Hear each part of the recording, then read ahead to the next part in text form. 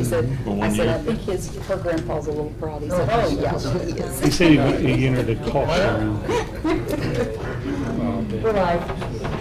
Tom, we're live. We're live. We're ready? We're ready. All right, 6 o'clock. We'll start the meeting with the Pledge of Allegiance. I pledge Allegiance to the flag of the United States of America and to the republic for which it stands, one nation, under God, indivisible, with liberty and justice for all. Thank you all. Approval of the agenda with one possible addition. On item 4, if we approve that, Pam has asked that she may ask for an additional appropriation. So other than that, it's as written. Tom, what about the ARP? Baker Tilly. We can bring it up in Oh, miscellaneous. okay, thank you.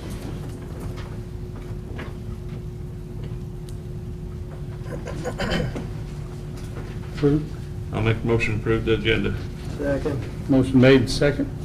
Carried 3-0. All right, Pam, you're up.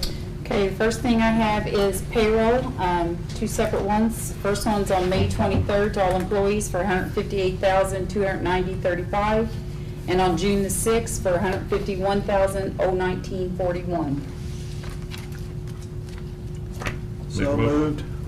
I'll second that. Motion made, second, carried 3-0.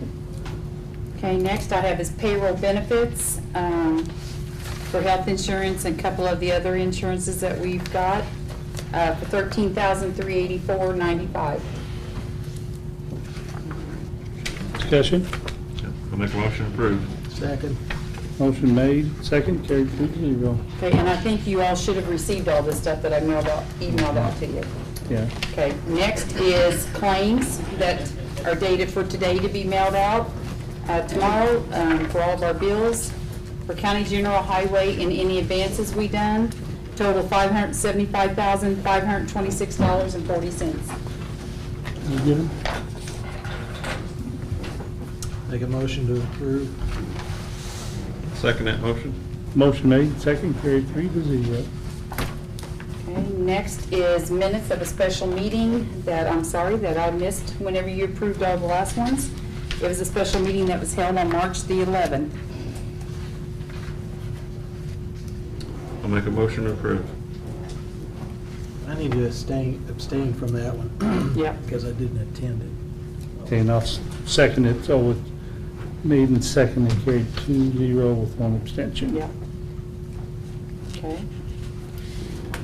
And the last thing I have is, this is with our Standard Insurance Company. This is the new company with our life insurance that we just took on for this year for all county employees. And I'm hoping I get this right, if not, Tasha can correct me. As of right now, the way that the billing is set up, it is set up that it changes whenever a person turns 65 on their birth dates. So it makes it hard for us to make sure that we're catching those changes because everybody changing just throughout the year. So what we want to do is standardize it that anyone that turns 65 that year, they will notify us on January 1 as far as what that amount will be for the whole year. So that way we make sure we get the billings right and what's withheld out of their paychecks correct. It was actually presented to us to be that way from the beginning, Yeah. and then somehow it got flopped around Yeah. in there through it all. So now we'd like to make sure it gets to the way we hope we'd like for it to be as far as the billing cycle and as far as administering it. You're not changing benefit, you're just Nope. changing. Just needing to change is how the billing is cycled out for us as far as the changes when somebody turns 65. Just administrative then. Yes, because when you turn 65, 70, 75 in your 5-year increments, your life insurance amount goes down. I'll make the motion to approve that. I'll second that motion. Motion made and second, carried 3-0. Does everything look good there? No, it does that a lot. Yeah, everything's fine. Okay, that's all I have. All right. Strobe light going off. Yeah, that's my phone. Silent mode. Do you just need one signature on this? Yes, I think it was. Yeah. Chris, this is what this guy's coming to All talk right. about. Next on the agenda is Mike Blink. And they got it already. Yes. Thank you, guys. It's funny you mentioned that administrative change for benefit plans, because that's something I'm here to talk about tonight, is helping Tasha, Pam, in your county administer their benefits a little easier. My name is Michael Blink. I'm with Steel Benefits. Our company is located in Indianapolis, Indiana. We've been in business for 21 years helping groups just like yourself enroll and administer benefits. A few years back, we made the transition from carrying all the paper apps for medical, dental, vision, basic life, LTD elections, from pieces of paper in our trunk to being modernized a little bit on a computer system.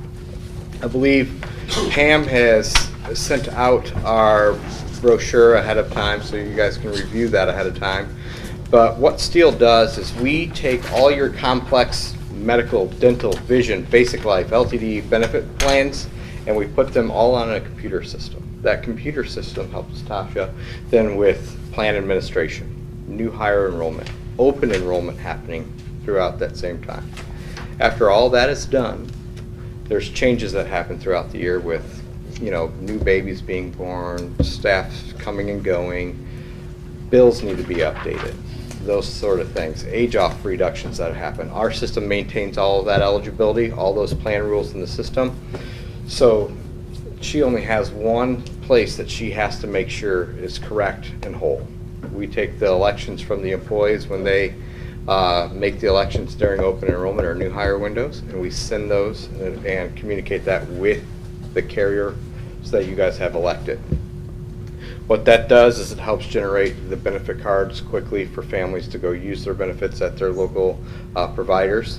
It also helps maintain eligibility on the carrier side, so they know when someone goes to the doctor who's eligible for coverage, when they were effective, who can be seen, and when and where they can be seen. When that's all done and all that's humming, we only have one system then to maintain as the county for their employee benefits. Okay? Helps streamline the process, helps create efficiencies. After all that's done, at the end of the year we all have 1094s, 1095C reporting that needs to be done. There's a lot of work that goes into that if you don't have a system in place to manage those. It gives your team then a place to manage all that stuff. Our system will generate the forms for the employees that have the correct coding on. Since all the comings and goings of the employees' benefits are happening in our system throughout the year, we're able to generate those forms with the click of a button for your team, for your employees to have access to at any given time. Usually the employees, they only need that during tax season if their tax advisor asks them to see that proof of the documentation. Outside of that, that ends the employee side of that function. Where we really help out the county, create some efficiencies there, is we'll actually handle the uploads to the IRS then. So that way we can modernize that kind of that function of our system. With that being said, we would file that with the IRS. The IRS comes back and says, these 3 people have dependents that are off. Go ahead and fix those dependents. After all that's said and done, at the end of the day, the important piece that the employees care about is what benefits they have, how easily it is for them to understand those benefits, which our system has what we call a forms library, so the employees can access what benefits they have no matter where they're at, 24 hours a day, 7 days a week.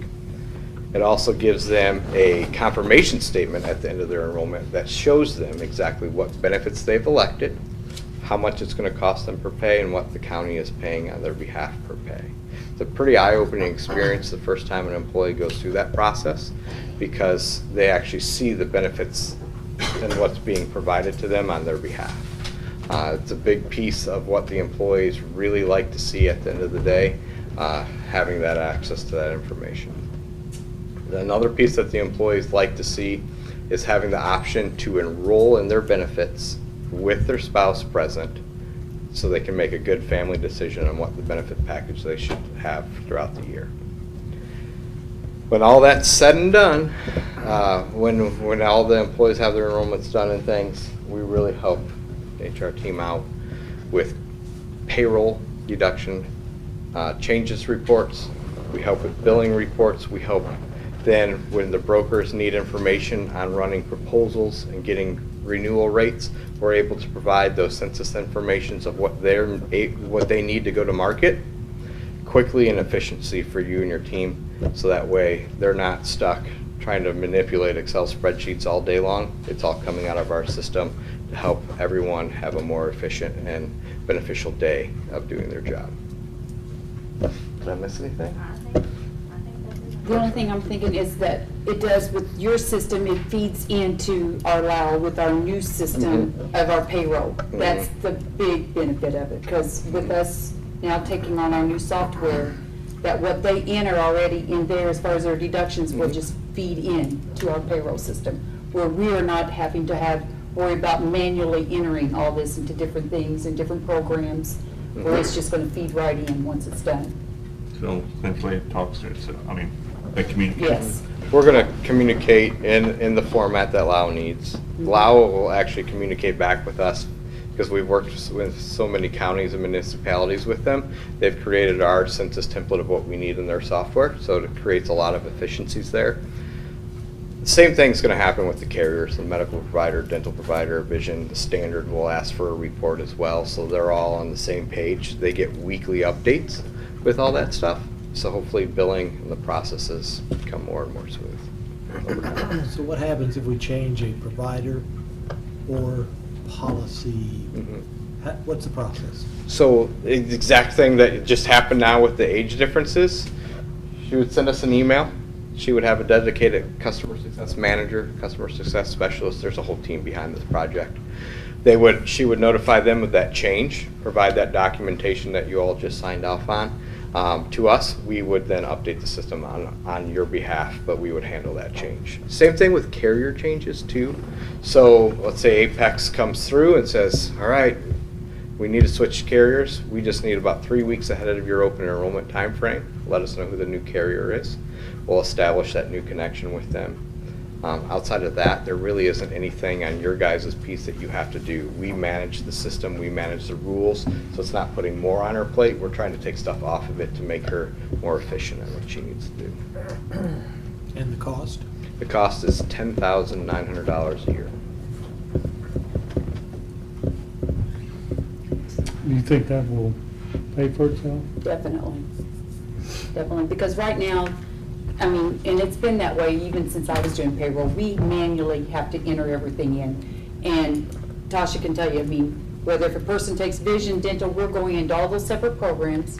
We have to manually enter. When she does a new hire, she's giving out stacks of papers, stacks of forms, and Randy can attest to this, that it's history as far as repeating of what you're putting your name, your address, everything too, where in the system, they're going to do it one time. They're going to elect the insurance coverages they want.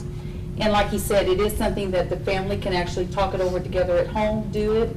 And then once it's in there, it's already feeded into us, and we don't have to worry about with all the paper copies and stuff that have to happen.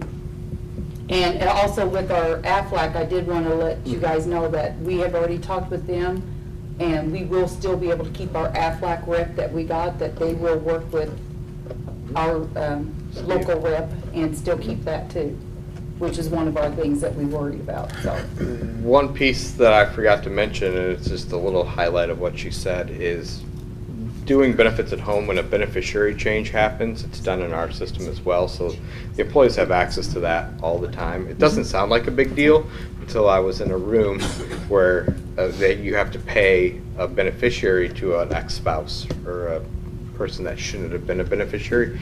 It gives people control of their benefits year-round and makes them think about it. So hopefully we alleviate that I'm glad in you the kind of future. mentioned that, because when we went with this standard, we had several employees that hadn't changed their beneficiary in years since they came. They don't think about it, they don't see that.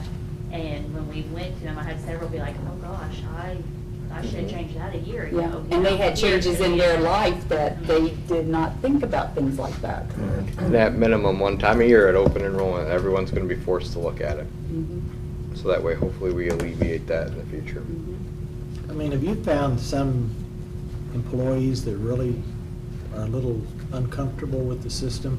I mean, we just went through an ARP committee operation. We thought we had a simple application process, only to find that it was a little overwhelming to some of them. I was. And if we put this in play, Mhm. Tasha has to go in there and read every question to them. Well, Are we they'll, gonna, correct me if I'm wrong, this first open enrollment, they'll come down and help us through it because it's gonna be so new to everybody. They'll come down and meet, we'll meet with everyone one-on-one this first go about. but your experience, is the majority gonna be comfortable with doing this themselves whenever it's a specific question on insurance and you go, I'm not sure of that coverage, I don't know what that's saying? I mean, Should I be-" feel like so.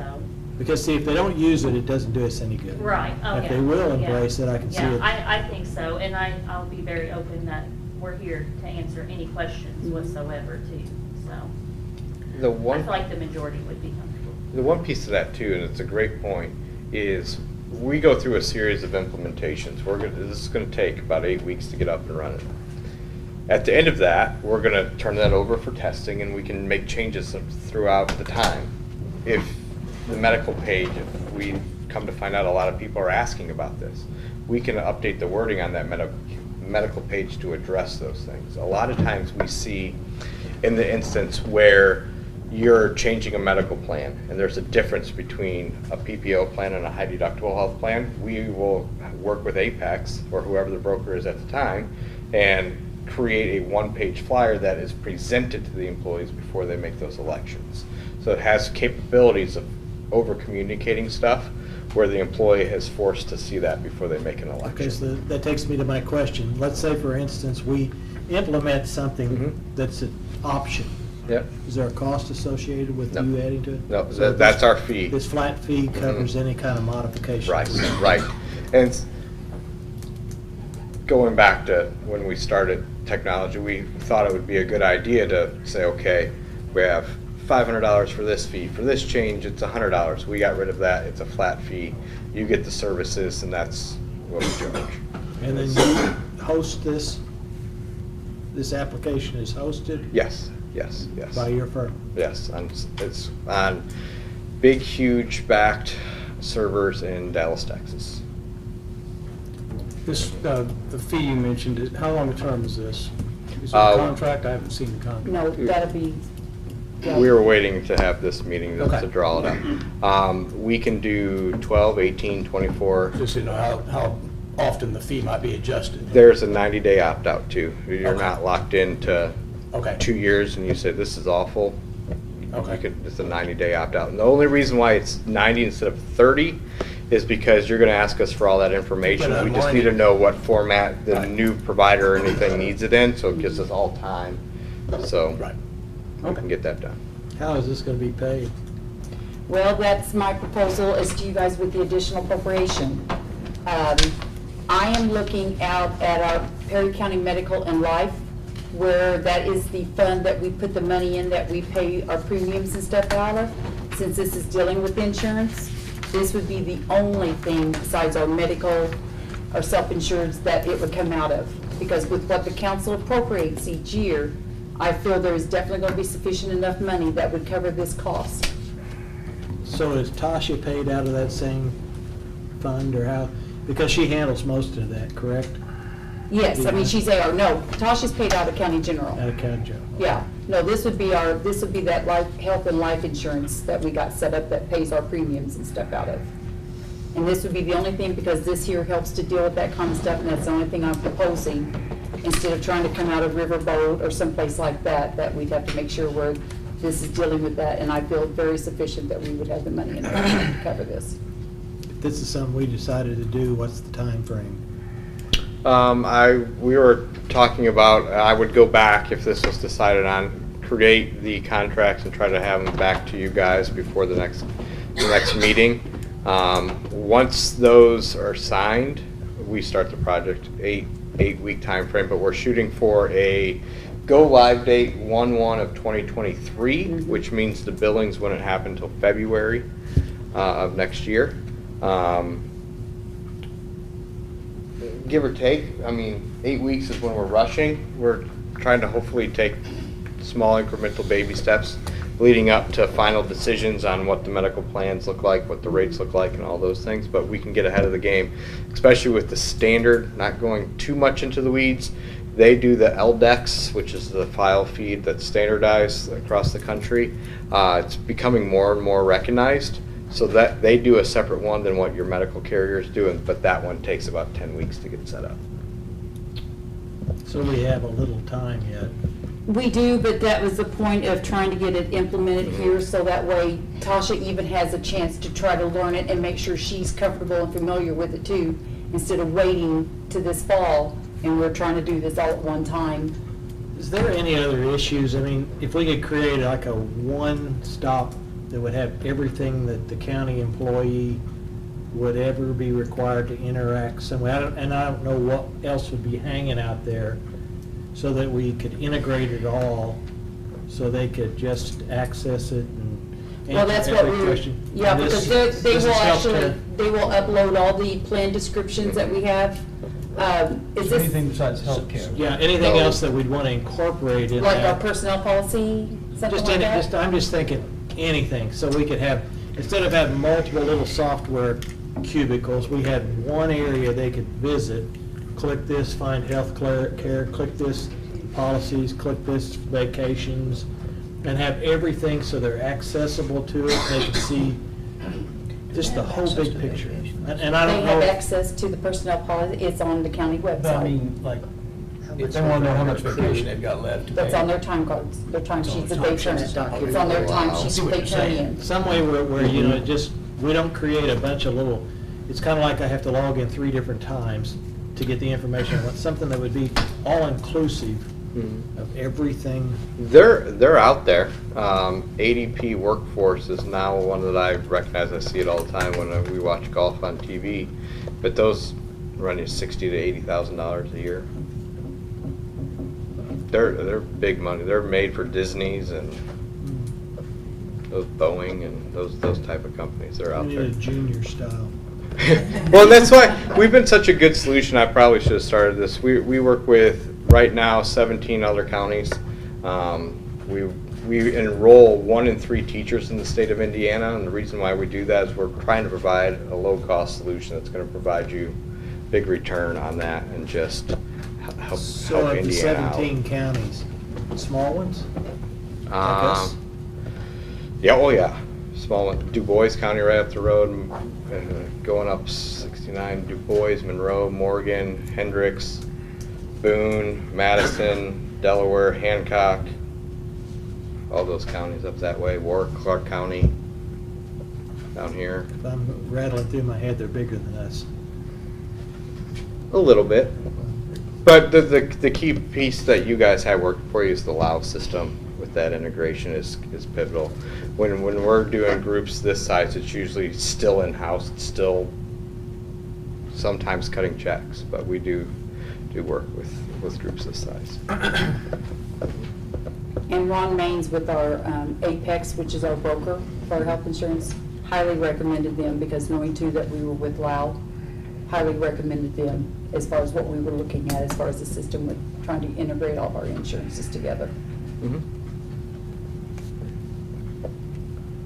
We take pride that we're an Indiana company, so hopefully, that goes a long way. Up in our area, I live in Hendricks County. I run into the people all the time at the grocery store and Walmart, and we have some fun up there. So we try to do good work for Indiana. That's our main focus. And I think the only thing I want to try to put in is that we're trying to do what we can to move the office forward. You know, we got the new system. We are trying to utilize the program as much as what we can to help utilize things a little bit better and trying to get away so much of the paper that we're doing and trying to maintain. I mean, that's the biggest thing, and that's what we're trying to push forward with the system that we're doing and what we implemented. We understand there's going to be people like we talked about with need help with enrollment, and we'll do our best to help them. Even after year one, we just throw that out there because we know people are gonna wanna have that handheld that first year. It's always an They're option. intimidated sometimes. Oh, yeah. Oh, yeah. I dropped my daughter off for her first new daycare day today, and I had to download a new app, and I had no idea, and finally I got a notification she had breadsticks for snacks, so I felt good that I succeeded, you know? And you're a tech guy. Wait, right, What about the guy who runs a backhoe? We'll help them out. Yeah, yeah. So, that's Steel in a nutshell. Well, it sounds like the auditor's office highly recommends this. Make it more efficient, be a benefit to the employees, I believe. I think so too. I mean, but like Randy said, I agree with it. We don't need, like the hospital got like a portal, one thing. You go there and you find it all, whether it's your vacation or your benefits or whatever. Try to make the employees self-service, and then he can check Right. at night. And then you can do it on the weekend instead of, Exactly. yeah. Somewhere we can achieve.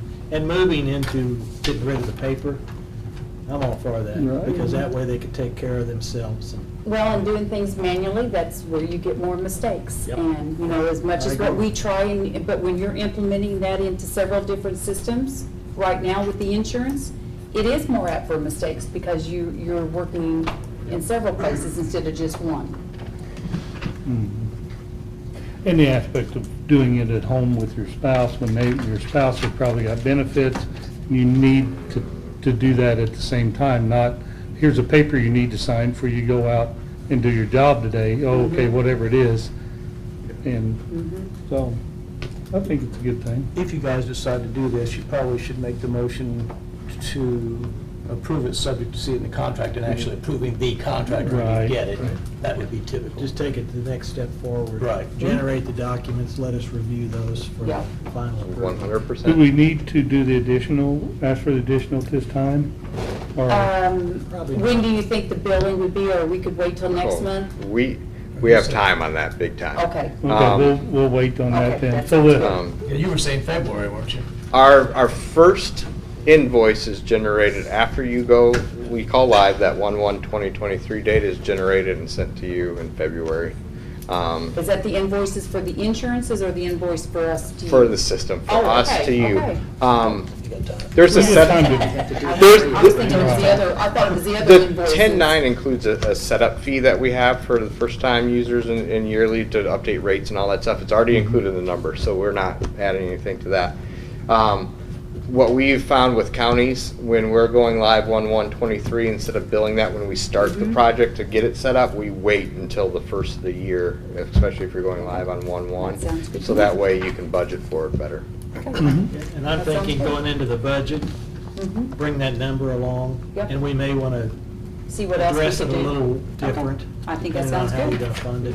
Yeah, but the important piece is just saying, yeah, we're gonna move down this road, so I can request from Apex some of the plan documents to take those baby steps to learning how the benefits are ran and functioned, to try to get our computers, as we joked about it being a tech person, you gotta get it to dance, so it takes a lot of work to get it to dance the way each person needs to see it.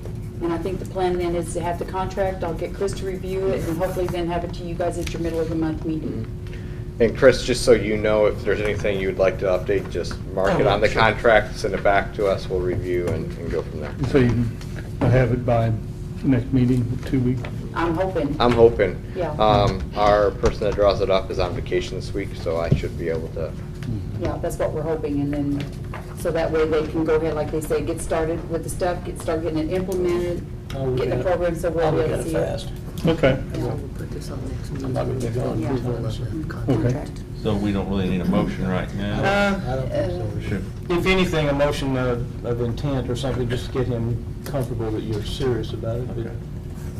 It's up to you. I don't know that until we get the contract, we're intending, we want to review the contract, but we're what makes you comfortable? Is our discussion No, make you comfortable? that's fine. I will just Then let's get the contract. take it back, draw it Yeah, back. we'll That's just- all I If we're really comfortable need. with that, that's fine. We do a lot of these where the contract's usually the last piece. We go along with it, we're like, oh, we still Right. need to get that signed, so. Yeah, we can do it either way. Sometimes we approve things Mhm. as long as Chris approves them, you know, so. Yeah, Either that's way fine. works with me, so. We're pretty easy going. Okay. Yeah. Great. Well, thank you, guys. Yes, you. thank you. All right, next on the agenda, Soil and Water Conservation District. Randy, or? One of you, Steve. Somebody's got to talk. Trust me, I understand why you don't want to come to the mic. Okay. Here tonight, just more or less to talk about the Deer Creek Lake Dam. So let me just go ahead and read this off, and hopefully we'll keep this short. Deer Creek Lake is a flood, in case some of you don't know what it is, Deer Creek Lake Dam is a flood control structure which was completed in 1979 and is currently under the responsibility of the Perry County Soil and Water Conservation District. The land where the dam is located is owned and operated by the USDA Forest Service. It was originally designed as a low-hazard dam. After the dam was built, residential development occurred below the dam, which changed the structure into a high-hazard classification. So back in 2021, the Soil and Water Conservation District had an assessment study completed, and the price of that assessment study was $23,000, and it was paid by federal grant which the SWCD received through the Natural Resources Conservation Service. The purpose of the study provides assessment of the current operational and maintenance condition, breach inundation zone, and hazard classification, existing hydraulic capacity, current compliance to existing state and NRCS, which is the Natural Resource Conservation Service, design criteria, and potential alternative to bring the structure back into full compliance. Since the housing is below the dam, it's not in compliance as a high hazard dam. This study also assists in determining future actions concerning the potential rehabilitation of the dam to extend the life of the dam and meet the current dam safety criteria. Banning Engineering from Plainfield, Indiana performed the evaluation. Both state and NRCS standards required the safe passage of probable maximum precipitation 6R rainfall, which is about 28.2 inches, without overtopping the embankment. In this study, there were 4 options that were brought up to help bring the dam up to high hazard standards. First option was removal of the dam. Second option was overtopping protection with roller compacted concrete armor. Third option was increase the size of the orifice of the spillway, principal spillway, and raise the top of the dam to prevent overtopping and allow the retarding pool to recede 85% within 10 days of the 100-year to 10-day storm event. The fourth option was acquire all downstream at-risk structures and work with jurisdiction to limit downstream development. And there was a meeting that was held to go over these options. Banning Engineering came down and went over this. Some of the commissioners were at that meeting. And with that, they came up with the most feasible and cost-effective option appears to be option 3, with an estimated cost of $1.1 million. Thus, option meets both NRCS and state standards for high hazard dams. The third option was to increase the size of the spillway, principal spillway, and top the dam to prevent overtopping. That was the one that they thought was the most feasible. Tonight, all that Soil and Water Conservation is doing is requesting a letter of support if federal funds would come available for the option that the county would select for Deer Creek Dam to meet, the state and NRCS standards. So NRCS says, they're actually our main people that know what the federal funds are out there for this. There are a lot of dams in the United States that are, this is competitive. It's all competitive grant. So we want, if for something that would come up and by chance we would be eligible for it, we wanted to know, wanted a letter stating that the county would back it, or, of course, things are right now, you just don't know. Sometimes there is money out there for this. We're trying to do what we can just so the county is not doesn't have this dam forever. So, like tonight, like I say, all we're wanting is just a letter stating that you would help sponsor it if something would come available. Of course, we'd have to bring before everybody if there is something out there, but we're just kind of grasping at straws on this, really. We're not committing to funds. We are just a letter of support to apply for a grant. Right. And then if there is, and I remember the meeting, there is funds available for the co-pay or the matching part too. Mhm. So it's grants that have grants for the matching, but we have to start someplace. Right. And the most feasible is the increase in the spillway. I remember buying the property, we're talking about millions of dollars on all the other options. And there's no funding available. The other thing about this then, the Forest Service, under the lease that we're working on right now, we have to be making progress towards a solution. So this is progress towards a solution. It would be. Yeah, this is not anything new. We've been dealing with this for Several years. so. At first, it was a oh crap moment, but then the Forest Service and are working with us quite a bit. Yeah. We had an extension on the permit for 5 years, and I think we're past that now. They extended it again for us, so. That's what I'm saying. They don't want it. I we thought don't it was want it. extended. You're right. See, Yeah. if I'm understanding correctly, and somebody correct me, this was built in the same similar time as Indian, Saddle, Yes. Tipsaw. Yeah. This one here, federal property. The way this one was, the guys were on the RC&D board, Resource Conservation Development Board, had done such a good job. Randy, would you care to step up? Because there's people in the public that they're not going to be able to see The that. RC&D, Hoosier, had done such a good job as the first one in the nation that the government felt like giving them a pat on the back.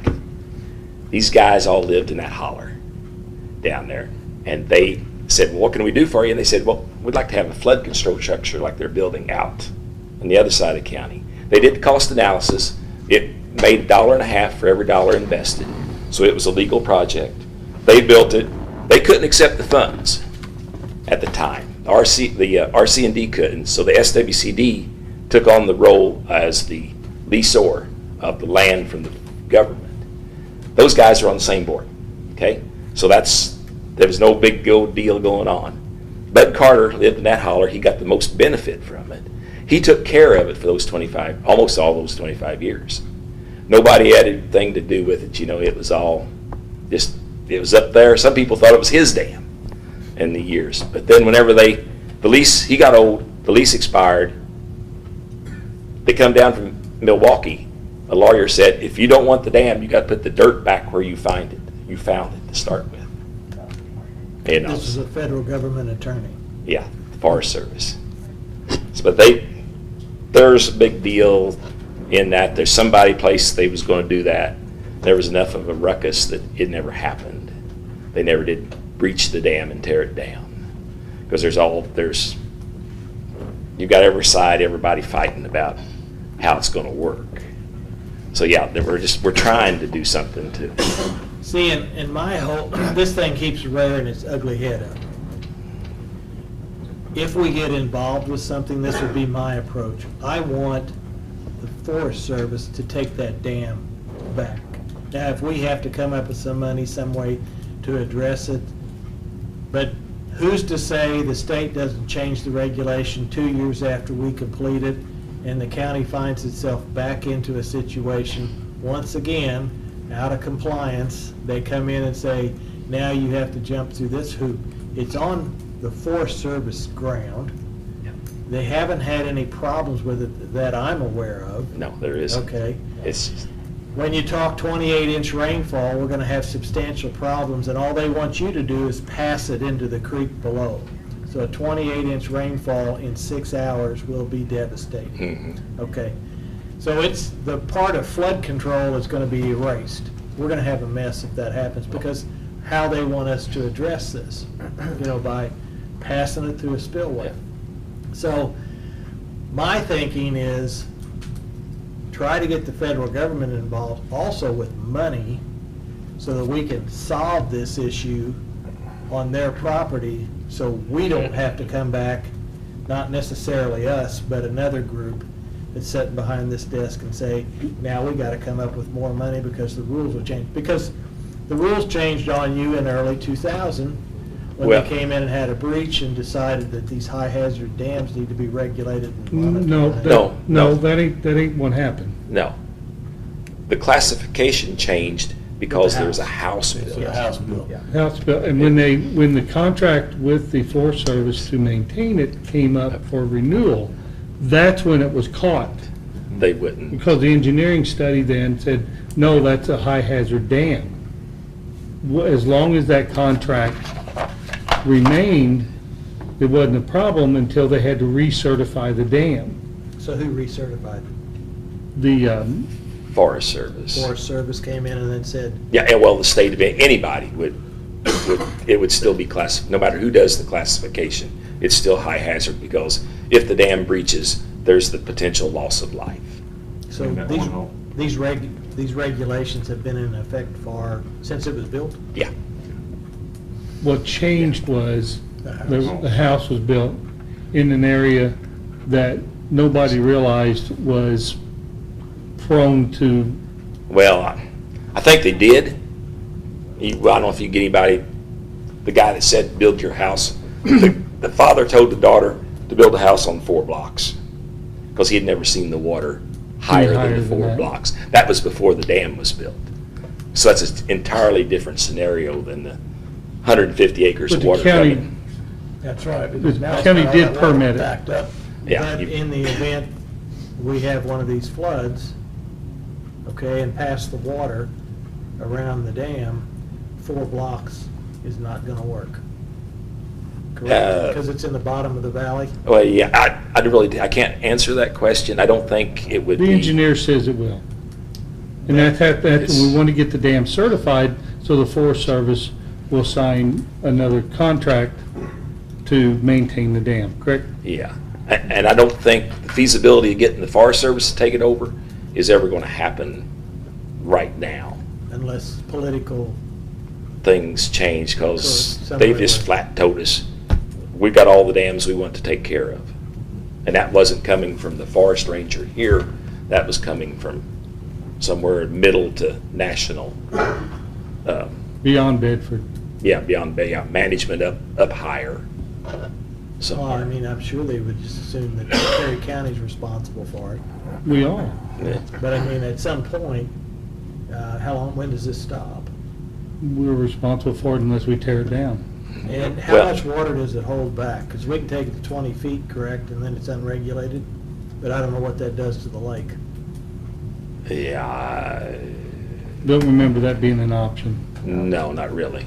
Do you know how much water it holds back from the 150 Streamline. acres when it's at stream full, line to pool? from Like the bed of the creek that was originally 37 48. feet. 37 feet? Yeah. Okay, so I think it's 20 feet you're allowed unregulated, so you'd have to take 17 feet out of the water. Yeah, Probably turn it into a 5-acre lake. yeah. And then you wouldn't be regulated at all. But it's on Forest Service ground. But yeah, then you have to do something with that dirt, and you're getting into millions of dollars to take that dirt from there. If they make you replace it to where you got Put it. put it somewhere. And it's a liability from there if we remove that dam. What does it do to the county Then- roads down below? Right. Yeah, no, but see, the same Bridges. thing, Yeah. the same thing you're gonna have when they're wanting to pass all that water, you're still gonna have roads and bridge problems, because they're just wanting to divert it around that lake and down the waterway, and whatever happens below, they don't care, they just don't want the dam breaching.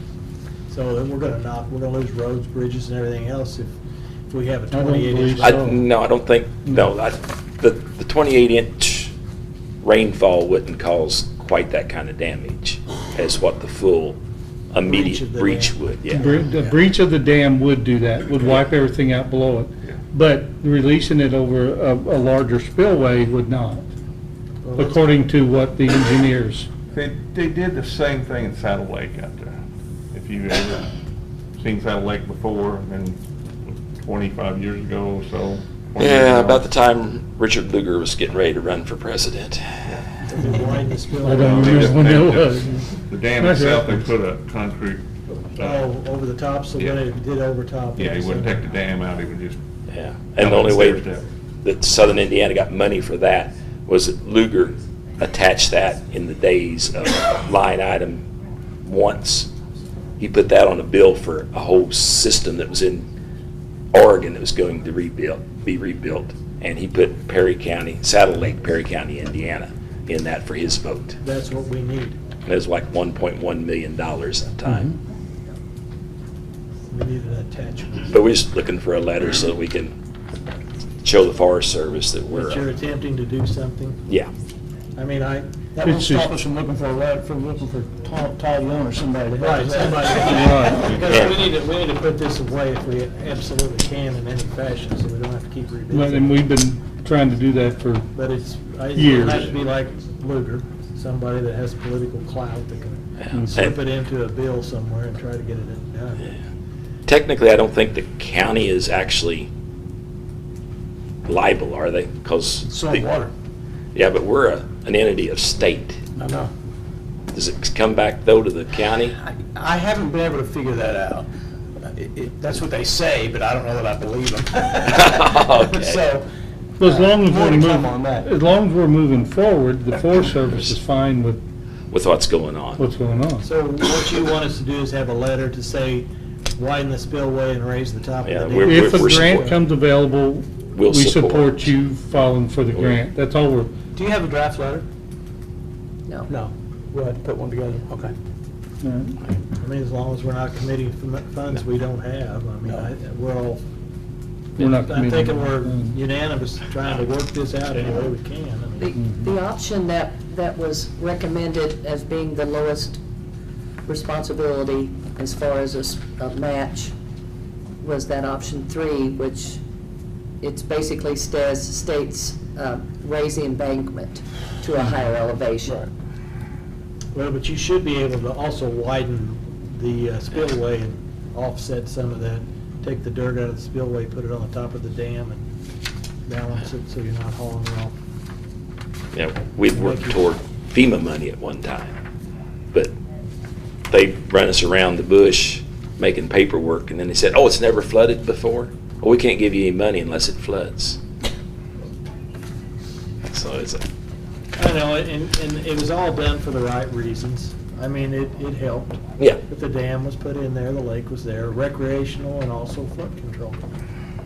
It's- The big thing was flood control was put in for that. I have a note from that meeting that it said that they made a comment about widening the spillway was not practical, because we'd have to widen to 400 feet wide. What I'm thinking, Teresa, is let's say, for instance, they widen it to 100 feet wide or something, in conjunction with raising the height of the dam. That way your spillway will take more volume, and then you don't have to necessarily raise the dam quite as high. There'll be some type of a So, balance a there, where you combined. take a little more here and put it on top of the dam. And it may be a little more cost effective, it's still not gonna be inexpensive. Right, but the it's something to engineer look at. that put this together came up with the most cost-effective. Did he consider doing both Yes. that way?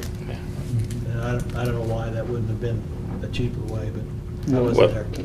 Where the site is, that hillside turns into solid rock. Where you would have to cut the spillway out? Yeah.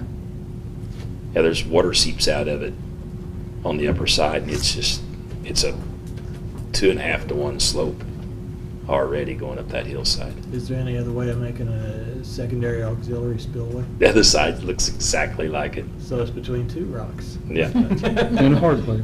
Oh, it's beautiful up there. There's, Yeah, I was gonna walk back there, I had to look, because I thought it was along the road, I could drive back there, but now I find I have to get out and walk. But That's why they call it walk-in. Now I anything know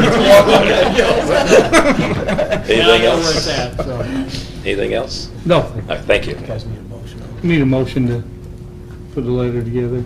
I'll make a motion to get a support letter. Okay, Second. okay, motion made and second. Who's Carried drafting 3-0. that? Is Chris drafting that? Oh, I'll work with Darlene. Okay. Okay. We run, yeah, they run it by me, Yep. then I'll let you guys know. All right, next on the agenda, Steve Howe.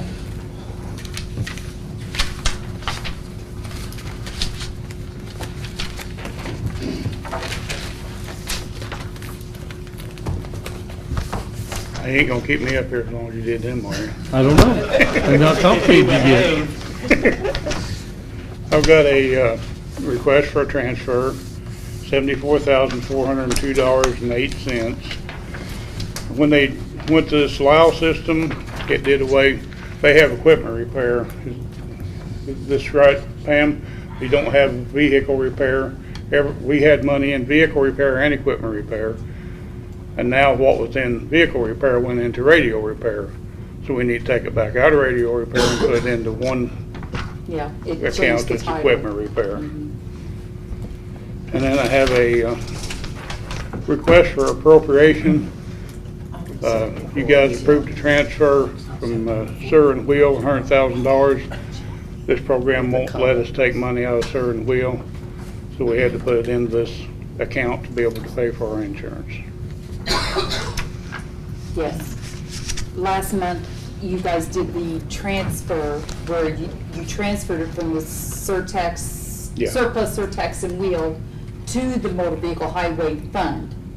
So we put the money in the highway fund, but now you need to appropriate it for the health insurance. This was a step that was just missed at the last month's meeting. Discussion?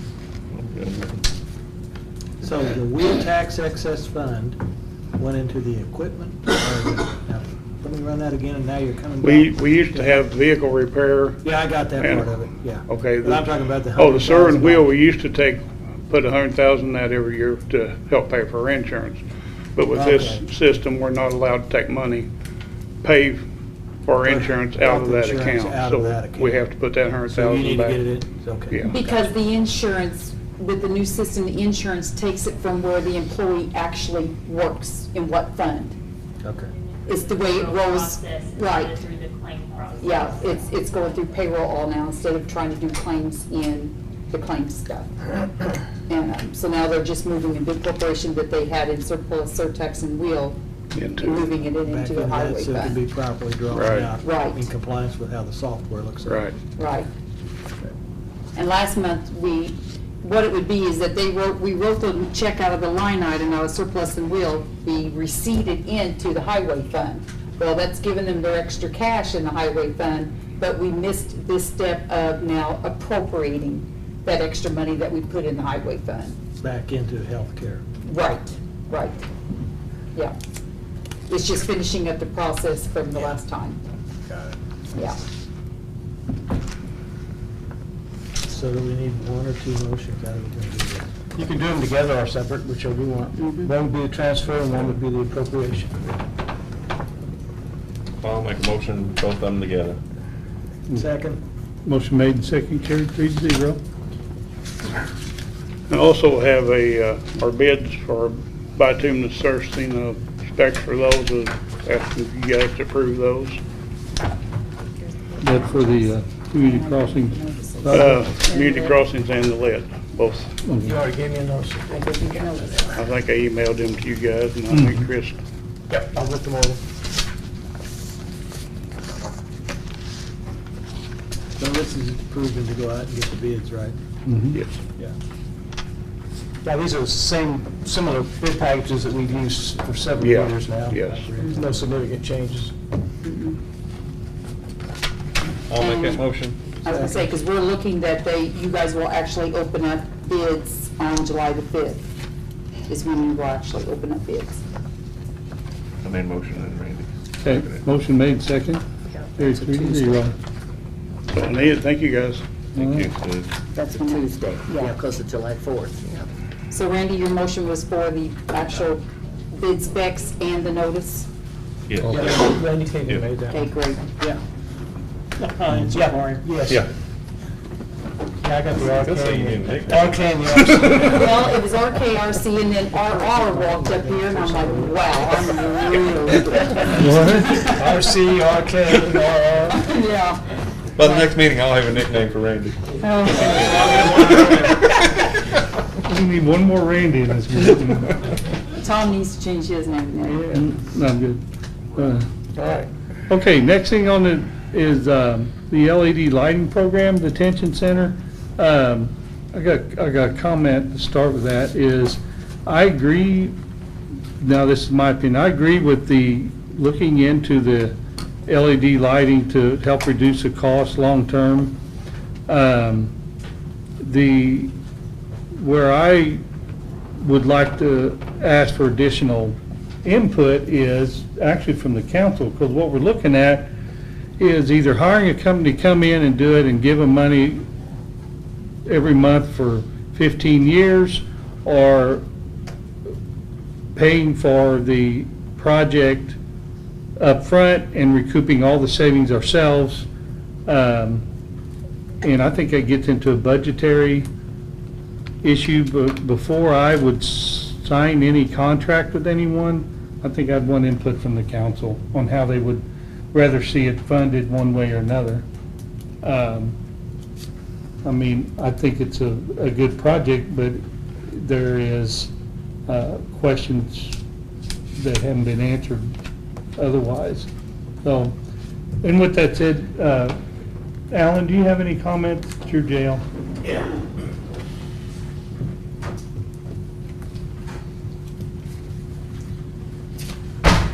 So FES contacted me a while back and told me about the company that comes in from Florida to do this. So I thought, we'll listen to them, because the goal was then we could, A, make our jail more efficiency, and 2, save taxpayers money. That's why I did this. And so when Jarbo was here, he thought this other way, and that's fine. I'm okay with each other. I was just looking to make the jail more efficient, and also, do we need it? No. Can we get by with not having it? Absolutely. But to make it more efficiency and save money, I thought that was the way to go. So. And it, either way, whether the county spends roughly $30,000 to upgrade and then recoup the savings every Yes. month, or either pay a company every month and they come in and do the upgrade and we only receive basically 25%. Yes. So what happened is, let's say we went with FES, and I'm not asking you to do that. I'm okay with whatever way you want to do, or you don't want to do anything. I'm fine. I just thought the fact, if they did go with FES, I told them at the very beginning, I said, who does the work? And I want the local to be local. I want the work to be local at that time. So they would hire a contractor to come in and do the work, and then they'd start working with FES. But I'm fine whichever. I just would like to see, again, save money as well as make it more efficient. Let me tell you where I'm at right now. I had Tennessee Electric Department pull the power factors on this building also along with the jail. You're running between 81 and 85%, which is not awful, but it's not good. It's nice to be up in the 90s plus on that. So with that, when you change the LEDs, it can affect that. Now, when I was on the school board over there, redid LED lights throughout the entire school. Yes. It paid us back roughly 2 years, maybe a little more than 2 years, because the rate structure of Tell City and how their demand charges carry on for 13 months after the fact. So we'll lower our electric bill, but the demand charge, it takes a period of time for that to come down. So it took us a little longer just because of the rate structure. I've got Alan's amount of light bulbs, and I've also, with the help of Teresa, I've got the bulbs that's required for in here. What I'd like to propose to do is to put an RFP out on both projects and let people bid supplying light bulbs, let people bid supplying labor, and let people bid on doing the whole project. And then we'll have numbers generated that'll help us make a decision. To include the courthouse? Courthouse Okay, and the okay. jail, because we can save probably half on our electric bill, you know, by switching to LEDs. As many fluorescent lights as in here and how often they're on. So it'll pay itself back relatively quick. And then we've got a number that we know what we're talking about. We're coming into budget season, and then I think we slide that over to the council, and then they can determine how the funding's going to come back and the payback on these things and how it makes them more comfortable. Right now, we got this guy that's going to provide a 15-year deal, and another one says he'll come in and do it for this and that. This way we get everybody on the same page, using the same light bulbs, doing the same work, so when we do get a price, it's comparable, and then we can decide what path and not exclude anybody, let anybody that wants to come in and give us an offer on So whatever it is. So we can who consider. would be qualified to write the specs? Would we get an electrician to do that? I mean, Well, or I'm gonna, the energy as company, soon as or- the superintendent from the school ever gets back from vacation, I'm gonna get one of his RFPs, because he had multiple ones, and Teresa said she can rewrite it, and I know of an electrical engineer that'll look over our shoulder to make sure we're correct, and then Chris is gonna look at the document to make sure we're legal, and we can get this all ran through the system fairly. Mhm. Yeah, if you're gonna bid it, that's the only way to do it. You gotta get specs, that everybody's bidding on the same thing, that all comes in at the same time, it's in private, and then when you open the bid, you got what you got. Right, and in the meantime, then, the council will have time to think about how they want. Well, Fine. we'll get a number, you know? Right. Right now, and then maybe we can't afford to do both of them. I don't know. I don't know what that number's gonna be. Maybe, you know, we're just guessing, speculating, and I'd rather have some kind of actual number to know what we're looking at, and then they need to be involved to make sure that it can be funded. Would you bid it both ways, separate and together? I would, yeah. That way we have some flexibility. Yeah, I mean, that's what I thought, too. maybe, the jail probably runs more than the courthouse does. You know, Right, as the far as- cost, that's why They're on all the this, time. that's why this company went after the jail and not the Right. courthouse. But, you know, so that's probably, would be the priority, would be the jail, because that's where we're going to get our biggest bang for our buck back. So we would do that, and I'm just speculating, again, I hate doing this without numbers, but that would be my thoughts on it, and then if we have. No, we really, sufficient like I funding- said last meeting, really can't make a decision until we have all the, Right, it's just, Right. because we're just guessing at it's what we're doing. Right. So if you're okay with that, I'll go ahead and get that, and I'll get Teresa to type them up and get it through the system, and then we can take a look at the RFPs before we ever send them out to make sure everybody's comfortable with them. And then we'll just send them out and see what happens. well, I'll entertain a motion then to start the bid process. I'll make that motion. That's fine, I'll second if you make it. I think I did that. All right, Sure you did. motion made, Randy made it, and Randy carried seconded. 3-0. Figure that one out. Cody. Thank you. Will never be wrong again. Yeah. I'm just gonna say Randy. Yeah, you just do that, you're good. Randy, how long do you think it'll take for the RFP process to get it put together? Right, he's not coming back from vacation till the 10th. So it won't be for the next meeting, probably be. I doubt it. Probably not, no, I think because I don't see any big problem. And I just want to see how he structured that RFP. And then I want to confirm that the bulbs and that we're going to spec are current. Yes. Because they do change those things, and I don't want to spec an old one. And put in any warranty information, I Yeah, mean, generally everything's 5 years. yeah, because that company come forward, they had a guarantee, you know, a 15-year warranty.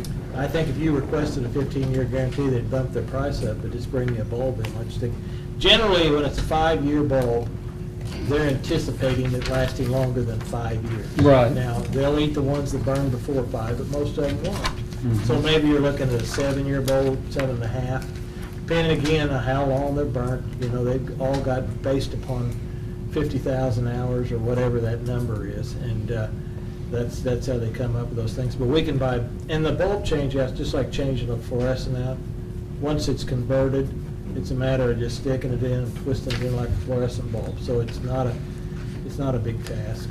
So it's Keith? easy. One thing you want to be careful with on that, Randy, on the school, because we went over there, some of their lighting still is using ballast. Yeah, I know. I know you can buy an LED and have the ballast there and you're just shooting yourself in the I foot. mean, I guess maybe it saves some. It's a mistake to do but it's, that. You know, the way to do it is to Take the eliminate. ballast out. well, Ballast is a you big can leave consumer. the ballast in, just rewire. It's just Right. something else to fail. Well, and a ballast serves no purpose but to create heat and use electricity on an LED bulb. But we had to get the school some batteries for their emergency lighting, where if electricity goes off, and they were pricey. I mean, Rather than changing out their, are you talking about for their LED fixtures? for the 4-foot Oh, okay. battery backup. With those the ballast. For the emergency You had to have- lights. You had to have the light, the ballast, and the battery had to all In that specific, be, you know, yeah. compatible, right. and they were very expensive. Do you have any emergency lights Yes. that's on? Are they fluorescents? That's, 204s? I didn't know, that's what the question I was gonna ask right there, that's why I brought that up. I don't know, does that change? Or do we stay with that kind of, this system, that same system, or do we go ahead with the fluorescent on those? I would think that you'd wanna, you know, if you're gonna go LED, Yeah. you'd want a battery that, you Yeah. know, still eliminates the ballast. It's just a safety issue is all you're looking at, Yeah. so you can get out of the building in the event of a power failure. Sure. And they're using that as a backup, so however many fixtures, I didn't see that anywhere that you know that's in there that kick on. Yes. See, because normally, I'm assuming that's one. Yes, that's right. So, you know, that one would provide light in this room outside of the fluorescent fixture. But if they determine the fluorescent fixture, let's say 2 here are battery backup, they've got to maintain light for a period of 10 minutes or something for us to exit the building. There was And do we nothing- really have to change those out though? There was nothing. What happens to you if you don't, you try to run LEDs and fluorescents, it's like Teresa tries to turn these lights down on the LEDs with an old rheostat type, and they start blinking. So you can get some weirdness going on when you have fluorescents and LEDs on the same circuit. Okay. So, And I don't think there was anything on the sheet I got from Gibson in regards to those light emergency fixtures. lighting. Yeah. But you don't, you have the actual 4-foot fixtures for No, emergency just- lighting? Yeah, no, yes. Okay. See, as far as FES, you don't, I can tell them no then. No, I'm more welcome, they can bid, I wouldn't exclude anybody. Okay, well, it's not. We'll just draw up a specific Okay. RFP and eliminate no one. Right. Okay. And if they come in with a proposal that makes sense, great. I mean, I'm looking at what's best to get the county where they need to go at the most affordable rate we possibly can. And that's what we try to do at the beginning, is Yeah. to, one, to So- save money, but two, make it more efficient. Right, and that's what we'll do, and we're gonna, spend as little as we possibly can to get there. Is there an option for the council to look at the ARP money? Versus a project like that? Let's start in that process. I don't know that would be infrastructure. We have certain limits, but then again, now that we've run it all county money, we probably. I don't know if it's the same rules. Do you? I think that now that we've went county, okay? It's Lost taken. revenue. As long as it's determined as something you would do in the normal county. Yes. Correct. Day-to-day business. Correct. It's okay. It's That was my So- understanding too. But that could be an option. Because if it's something that you would pay out of county general normally, Right. that you would As budget long over, as- it's yeah. eligible. Yeah, Mhm. so it would be a normal maintenance thing, so that may be an option. Couldn't it be taken out of the $2 million that's gonna be left over after the That's bond? another one. Once the jail is finally, the I bonds are mean, I paid know for. that Take care of the you wouldn't want to costs. start draining that fund right away. Plus, there's 25,000, 30,000 out of 2 million. a small amount in the courthouse TIF, because we passed through 85, but we keep 15. It's I think it's capital if you're replacing, we have to think about that, Randy, but it's Yeah, because possible. TIF is supposed to specifically be used for infrastructure. It can be used for it can be used for capital improvements to existing TIF improvements. Capital improvements to Like, existing. for example, Remodel the courthouse. remodel, putting a new roof on, that kind of stuff. I don't think remodeling the courthouse would have been legitimate. We might differ on that. Well, we used it for that, and I the know we attorneys used told it, us, but- the attorneys told us it was legal, so that's what They happened. also at one time transferred some of those TIF dollars into an account that went into a rainy day fund that was used for health care for the county. I know that wasn't legal. I'm not aware of the. I can pull the documents out and prove it to you, it's in the Not aware minutes. of that. But it came from, when they're into rainy day, which it should have been if it was excess funds, should have been distributed to the taxing units that participated in the TIF. Well, if that happened, I wasn't aware of it. I guess I gotta look that up now. I'm not arguing with you, I just not aware of it. Okay, so we're gonna get that, Before and then. You'll have something put together on RFP then. We got an issue from the state. okay. We could put the Next on the work- agenda, Teresa? Airport. Yes, there is an appointment on the Airport Authority whose term is expiring at the end of this month. And the person holding that position is Mark Schaefer. And the Airport Authority consists of 4 members, and the commissioners appoint those members of that board. No more than 2 can be of the same political party, and Mr. Schaefer is of the Democrat Party, so therefore the appointment cannot be of the Republican Party. Must be at least 18 years of age, a resident of the county, and according to Indiana code, you cannot be actively engaged as an owner, a member, or a shareholder, a director, or an officer, or an employee of any entity that's engaged in commercial aeronautics in the county that the board serves. So I don't think that really applies to anything here, but that's how it's stated. So it's a 4-year term, and if you want to give it at least 6 weeks, then you would appoint then at your July 19th meeting. That's typically what we do, 6 weeks, yeah. July 19th. and- So it's just a matter of advertising it. Give people notice. Do we need some type of motion? or anything? No, it's just a, Okay. yeah, just. It's just an announcement. It's not a vacancy. I mean, Mr. Schaefer is serving on that board at this time, but it's a term that's expiring. All right. Miscellaneous, I want to bring up about the, we met with Baker Tilly earlier on them helping us out with the ARP. The distribution of the funds, basically to make sure all the ducks are in a row. And we use that firm with the county for a lot of, the accounting firm we use for a lot of our business with the county, and what they're asking is that we agree to use them with the ARP money, which is a different agreement, and the comment that they made was that we will probably ask them questions anyway. This just allows us to pay for that help out of ARP money. He estimated it being to appropriate 1% of the ARP money over the life of the ARP program. So, anything else, Randy? Pretty much what it is. Keeps the county out of a bind and keeps the recipients out of a bind, and provides Pam with some guidance on something kind of new. Yeah, And and keeps us from keeps us in line for making the mistakes. audits, for sure. Yeah. Right, and the 1% is an appropriation to be used out of. It's not a paying them 1%, just to make that clear.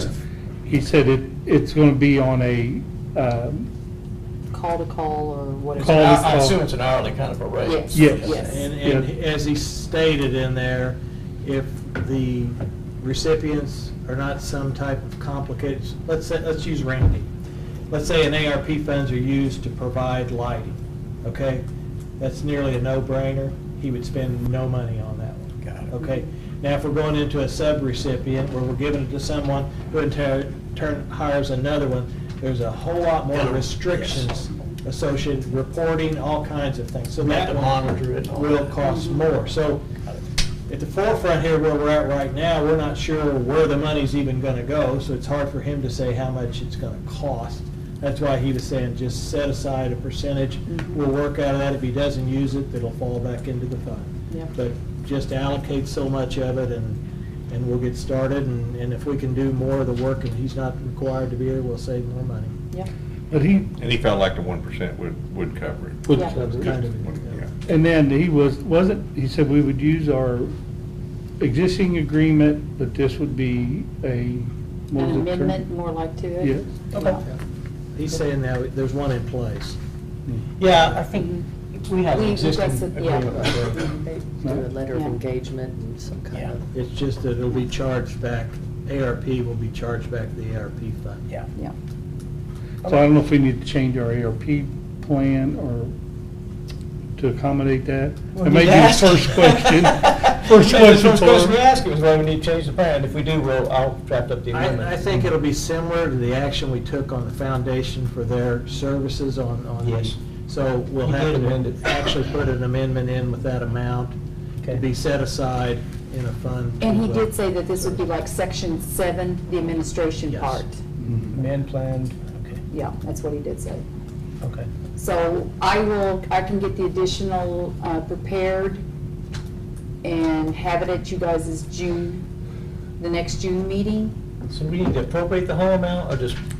Well, what he wants to do is appropriate the amount to set it Yes, into we're a supposed to specific the whole amount. fund. Got it. Yeah. To be service of legal fees for the Yeah. ARP. Okay. So it's not as though he'll Accounting get the fees. money or anything. Right. accounting fees. Yes, Oh, well, you said legal fee. legal, accounting, whatever they do. I mean, it's. Accounting. Yeah, you're not getting this. It's, It's accounting.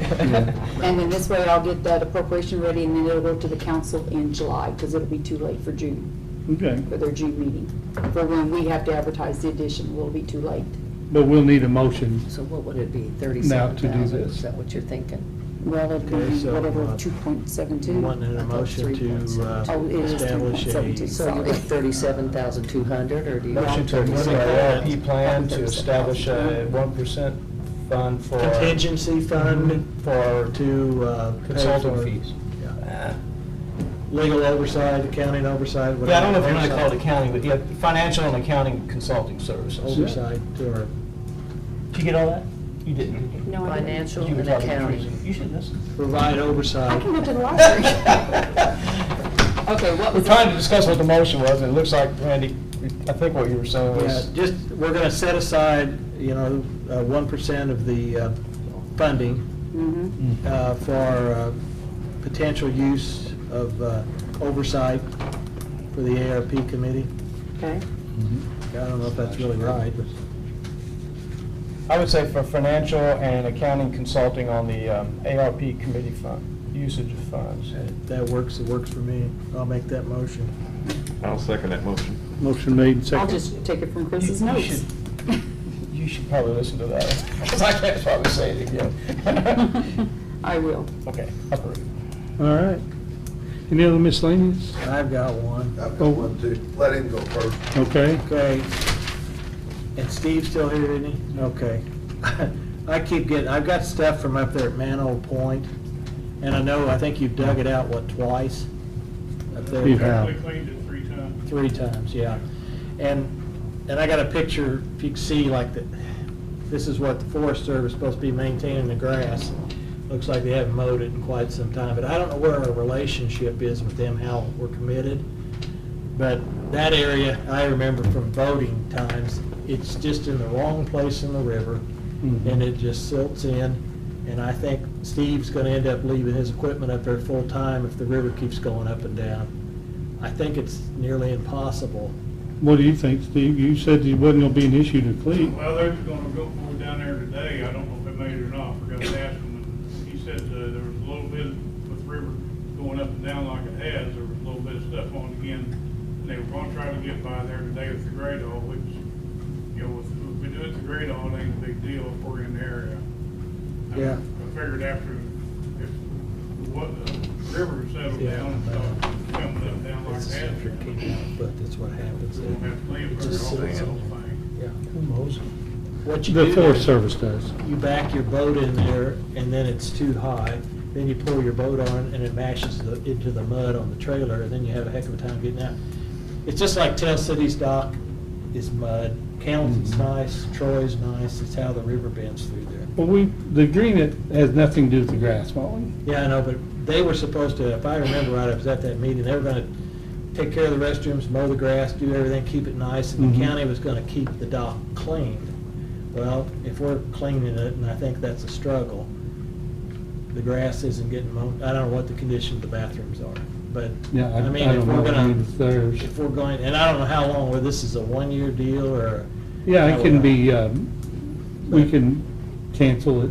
But we don't have an agreement with them to keep the bathrooms clean. It's their bathrooms and I mean, the agreement, Take care of the bathrooms and mowing. All we were supposed to do is clean the ramp Yeah, occasionally. occasionally. See, and if it gets to be too much, we can just cancel the Yeah, agreement. my understanding was that the Forest Service, this is what, and I don't know this, this is what I was told, the Forest Service paid for a contractor to clean it a few times, and then they finally gave up on it because it just kept silting in, and it's not suitable. And just so they don't expect the county, I mean, Steve, every time he sends a couple guys, a dump truck or whatever out there, it costs money, and he's not doing something else. So as long as, if it becomes overwhelming, Right, if it does, then let us know and we'll cancel the contract. Yes, Irving? I just took a boat up there last weekend, put it in and took it out. no problem. Worked just fine. It's been there since 1967. It's worked fine for all those country people up until they opened the new one at Derby. It still works fine. You get a little mud on your wheels, it's not gonna hurt anything. As far as mowing the grass, that's up to the forestry. But the blacktop, the curbing, and place to park, the restrooms are all there. If you wanna use the restrooms, use them. If you don't, don't. None of that has anything to do with putting your boat in and taking it out. So putting your boat in and coming out works fine. He's got it clean enough, and I've not seen any problem with it. Yeah. Well, let's know if we come to problems, Steve, too much, we can get out of the contract. The contract is only to clean the ramp, but it doesn't, it's not continuous on whether they mow the grass or not. It's their property and. I know, but I think that if, in good faith, if we're gonna put the effort into cleaning the ramp, they would They should mow the keep, grass, yeah. keep it, you know, 'cause it's a nice park, it's a nice area. And Okay. Warren? Well, I'm back again over these coroner's records. Okay. I haven't still got an answer on what I should do with them. From Like the I state? said, Well, From the state? no, from Mr. Goffin. I'm waiting for, I sent his office the letter on the Historical Society wanting to charge the county $1,994.30 for records that they was not supposed to have to start with. The state says either they're retained by the county coroner or turned over to state archive. I don't have money in the budget for anything like that. I think they're trying to strong arm us on stuff that nobody gave them authority to do to start with by making special holders for these records. I went and talked to him because I talked to Mr. Goffin earlier, and he said, go talk to him. I went, and, like I said earlier, talked to him at one of their meetings. I told him what I was willing to do to work with them so they could have some of the old historical records, because I don't see where records from the 1800s I really need to keep in the coroner's office. But at the same time, the statute says all records be retained by the coroner office are sent to state archives. And I don't want to send all of the records to state archives. I can understand the Historical Society did do a lot of work with these records, but I don't think they should be trying to charge the county for work that nobody approved of. They done it 20 years ago. I mean, it wasn't like it was just done 5 years ago. It was 20 years ago. That they're charging $1,900? They made a couple of metal cases to put records in. They got acid-free sleeves to put the real old records in, because these old records in the 1800s are very brittle. Oh, sure. And they're getting, it's just aging. And they're wanting, because then they went down, a couple of the members went in and categorized the whole thing, the name, who it was, date of death, cause of death. Well, since I'm going through and putting them into my system, a lot of the cause of death and the date of death is even wrong on what they categorized when they was doing them. And I don't have a problem if we could work something out with them, if we could designate the Historical Society for being a extension of the coroner's office to retain old documents. And I say old, I'm saying anything from 1920 on back to the 1800s. Is that possible? Well, what we talked about, what Warren and I talked about was if he can get satisfied that they're being kept safely and that he has access to them if he needs them, I mean, it's his records. Yeah, and that's something that we need, And maybe we could do that, but if we can work something out with them, we need to have some kind of stipulations on who's going to be responsible for the records that they've got. I don't know how they got them in the first place. When the courthouse was moved to here, the clerk said they didn't have room to keep all the old county records, so they gave records away. I was told some of the records from the old courthouse was burnt, thrown in the trash. Some of them they gave away to the Historical Society. So, I mean, because there's several years, and I've got everything from 1970 to 1863, and there's several years in there I don't have a single report. So that means some of them was destroyed somewhere down the line. Now, correct me if I was wrong, I thought we discussed this at one time about possibly turning them into some type of a medium that you would be comfortable with, they could share, take those, did anybody look into that to see what it cost? Not yet. The cost of putting them on microfilm I mean, the it's going to question be is expensive. how we're going to store these. Eventually, the record's going to crumble into nothing. That's right. Mhm, So if yes. we really want to preserve the records, we've got to think through how we're going to do that. That's the reason the state says they should be sent to state That's right. archives. That's right. And I don't really feel that we should send them to state archives, because I do understand where the historical societies come from. They're wanting for the historical value of old records, part of Perry County's history. But at the same time, they've got a fireproof safe they say they can put them in. We've got a fireproof safe at the coroner's office. They asked at their meeting that I went to, one of the questions was, well, if the coroner's office catches on fire, what kind of fire protection you got? Well, we got a fireproof safe. We've got one fire truck stationed in the annex building. I mean, that'd be put in effect a lot quicker than one coming from Tennessee fire department to go to the historical society. The question becomes down, if we value the records, at some point, we're gonna have to address a successful way of preserving them. True. We don't wanna pull the drawer open one day and have nothing but dust. Dust. At that point, it's too late. Right. So, I don't have the answer to this, but that's a question. Do we wanna preserve them? And if so, what's the cost associated with them? And how can we share those so that everyone has access to Access these to, things? I agree, because in I some think kind of they, fashion, But we don't have a number, so again, it's hard for us to say, we're gonna spend 1,000 or we're gonna spend 100,000. but where we gonna get, where's the money gonna come from? Well, I we don't don't- have it in my budget, because Yeah. my budget is slim every year anyway, and I don't think the council, What we have to know, first of all, is what kind of dollars we're looking at. but I don't even know who to contact to even start checking in on, having them put on film, or, you can't copy, if you try to copy these old records off of a copier, you're going to destroy them, because they are on Right. legal paper, and like I say, they're very brittle. It has to You be start trying to somebody- fold them out and copy them, you're going to destroy them. Does So- anyone have any experience ever doing it? I mean, I would think maybe the Historical Society would have a, They got a copying machine's what they told me. well, I'm talking about somebody who preserves records. Hey Pam, what does a recorder do with old records and everything? Don't they put them on something else? Well, they've got their system now that they're putting them on, but I don't know if they've microfilmed them or anything like I that. don't believe so. That might be a good We looked question for into that, John. and the price was just unbelievable. Because when I was coroner, they contacted me several times saying, we can do this, but the amount was just Who unbelievable. did that, recorder's office? Or- No, special So- company Okay. that goes around the state. So what's to all the enormous? counties. I mean, every death certificate would cost, We were talking about a minimum of 25,000. to put the record, okay. What's the library use for their, like, film? That's a lot. I don't have any idea. I don't know. They might, But I mean, someone has to, because they preserve theirs, and I would ask. they send off the newspapers, I think, and do that, right?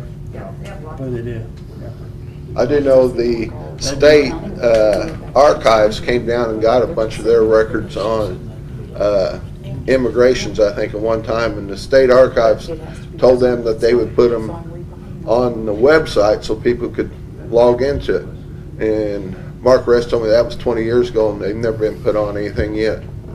So, What about, that company that's did Greenwood Cemetery, Anna. yeah, and Ivan, you ever talked to him about? I haven't talked to anybody about it except brought up because He did the whole Greenwood Cemetery.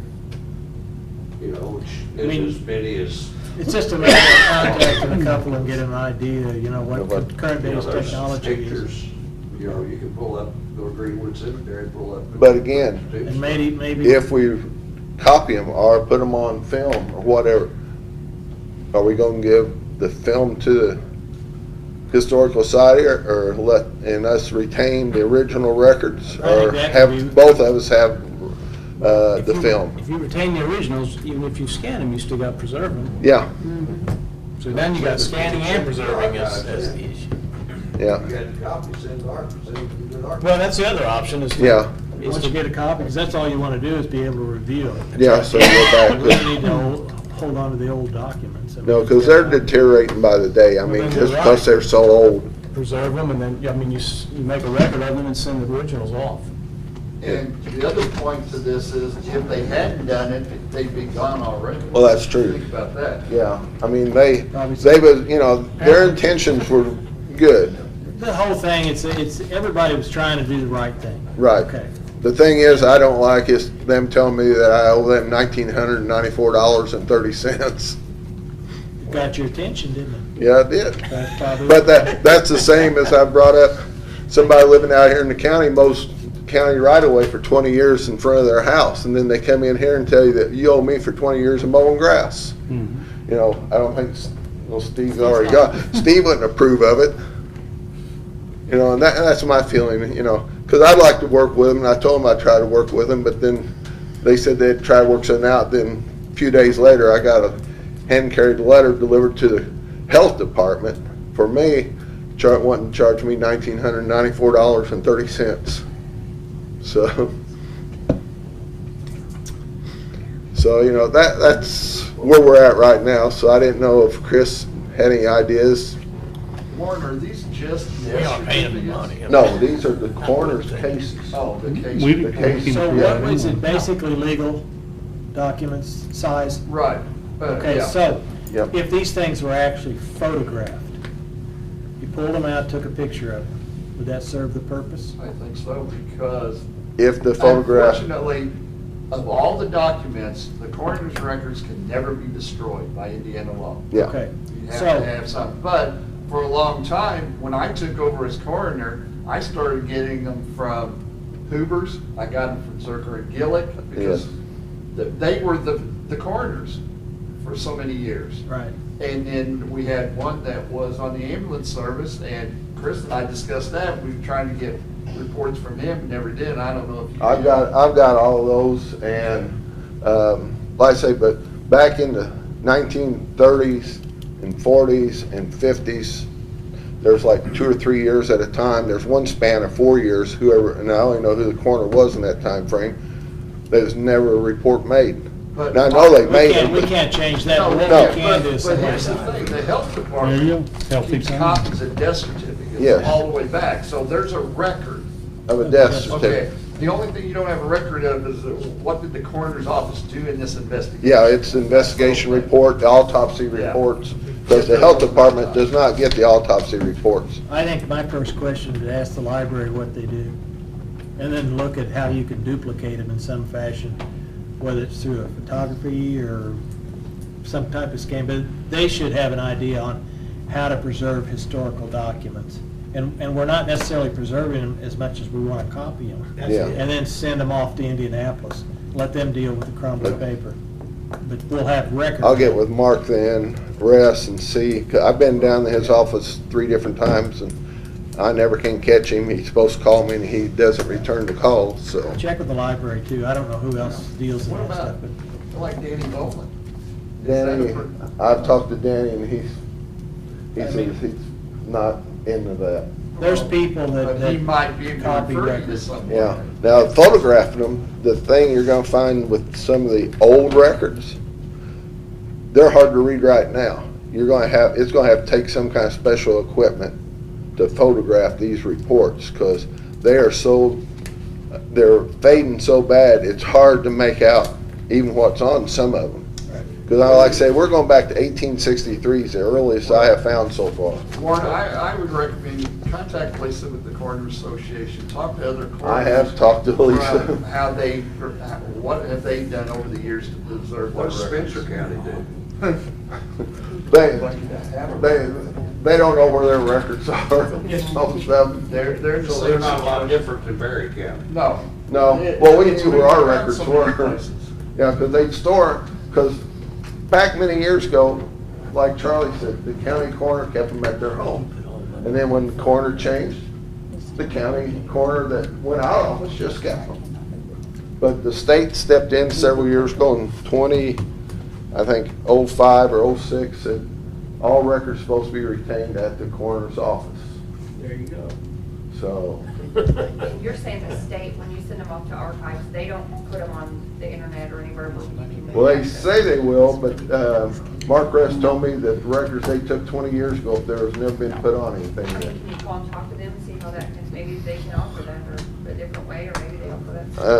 You know, it's just to the point that there's a bunch of people with the historical side very upset with the gentleman that gave me the records, because they blame him for giving up their records.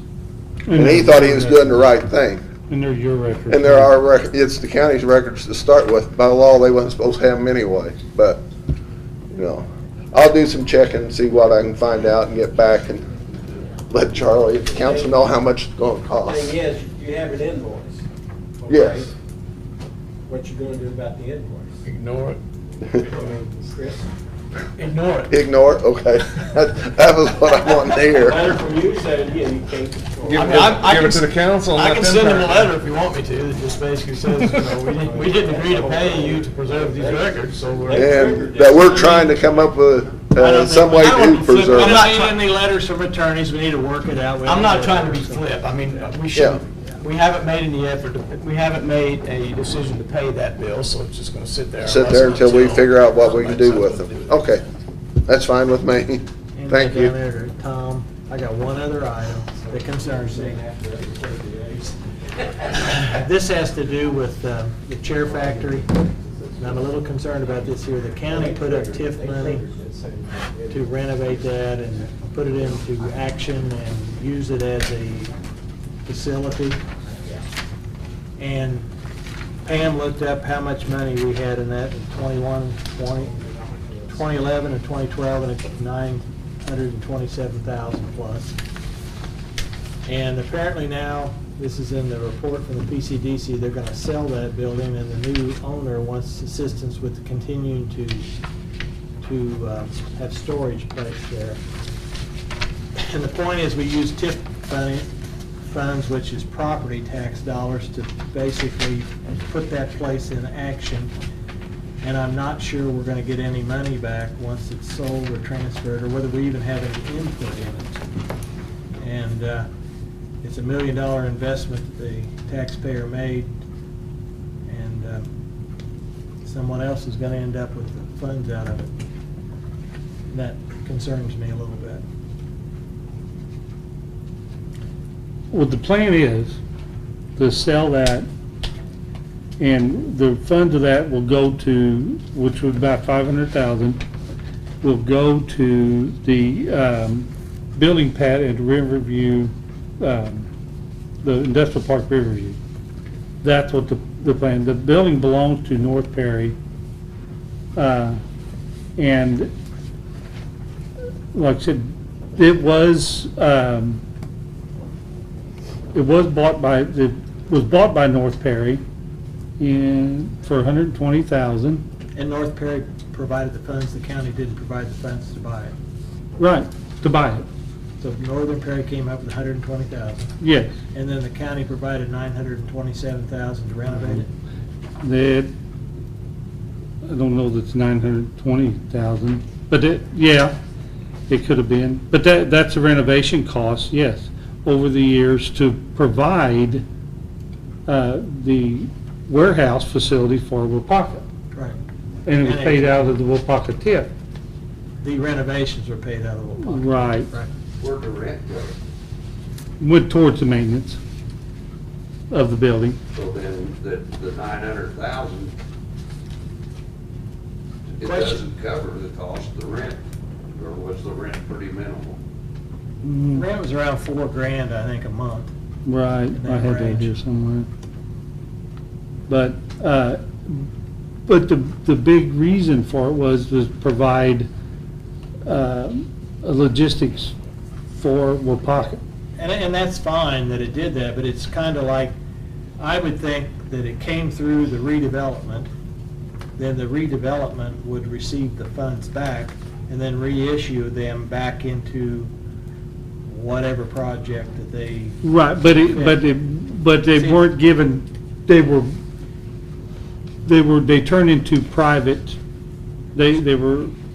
It's no different than using the Go ahead, TIF money explain it, to explain it. develop the industrial park upon which Wapaka sits, and if Wapaka sells that plant and makes $10 million off of that land that was developed with TIF money, that's what TIF is all about. Yeah, TIF went in and put the infrastructure in for the plant. Wapaka paid for the plant. Then then Wapaka paid property taxes for an extended period of time, and the county returned the funds that they allocated through the TIF to put the infrastructure in. We received back in property tax dollars. The chair factory is nowhere near returning $1 million of money, and it was actually in a structure, whereas that was infrastructure, which is TIF applicable.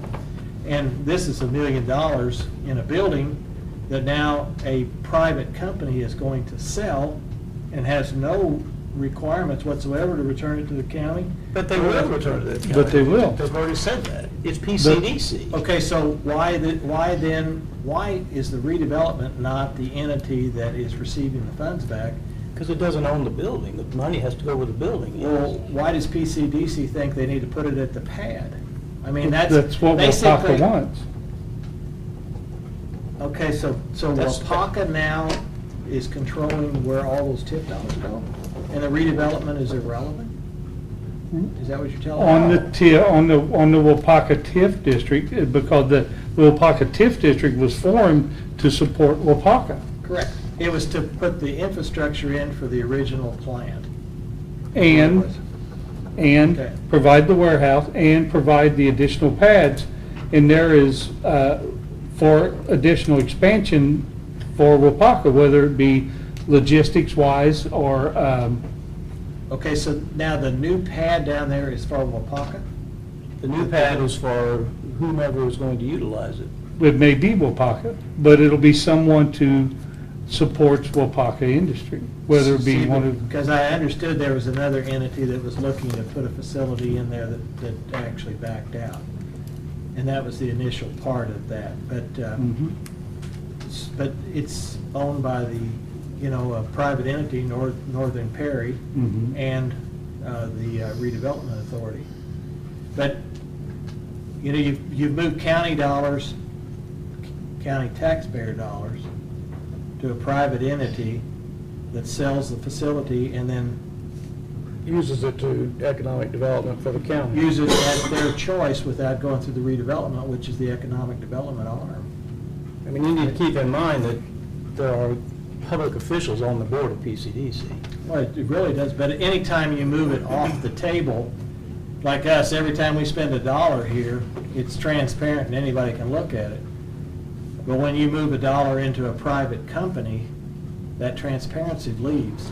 And that's- But the reason why it was done that is to relieve the liability to the county on undesirable property, and it started with the truck stop at St. Croix. That's why North Perry Group was, Right. North Perry. It is a way of managing property without jumping through all the hoops that you have to if the government owns it. If the county owns a piece of property, then you can't sell it for market value without going through that long process. Well, but see what it does though, is the reason they established that is so when the county does dispose of property, just like Wapaka, when that site was developed, they put an ad in the paper and they said, this site is available for sale, but you're required to build a $50 million plant, employ 500 workers, and do all these kind of things. Only one person bid on it, trust me. It'd been great if there was 2 bidding on it, but there was 1. And that's how they structure these things, so it stays completely above board with everything that happens. And then the taxpayer knows what their money was used for and how it was used. When you take it the next step, and I understand why Northern Perry was set up for the filling station to avoid potential petroleum issues. That made sense. But they now hold probably 12 parcels of property within the county. Not all of those are hazardous. And it's just like when we go to that site and we're paying for all the remedial work, well, partly it's Perry County Redevelopment Authority, but part of it is Northern Perry, and some of it is even Wapaka. And the county is funding everything associated with that. And those are tax dollars again. And I will always believe that the tax dollars, whatever we use and spend, should completely be out here in the open, and government should be involved with these actions. They are. Not when you drop it into, I don't believe that anyone was involved in selling the chair factory that I'm aware of was consulted about the price, who's going to purchase it, and how it's going to be transacted. I believe because it's owned by a private company, that's 3 things that's not required. And it should be because the county taxpayer is the one who put the $1 million in. They put in renovations to make that property usable for Wapaka. That's what It's $1 million. Right. Well, I don't think it was $1 million, but I've got it 900. 927,000 is what Pam came up in 2011 and 12. Right. So it's, But anyway, I mean, it's still for economic development, and the reason why there is a plan for the money to go back to economic development, not to go to any private, to private firms. So does the county have a contract with Northern Perry to fund that? To fund what? To fund $500,000 on the pad at Riverview?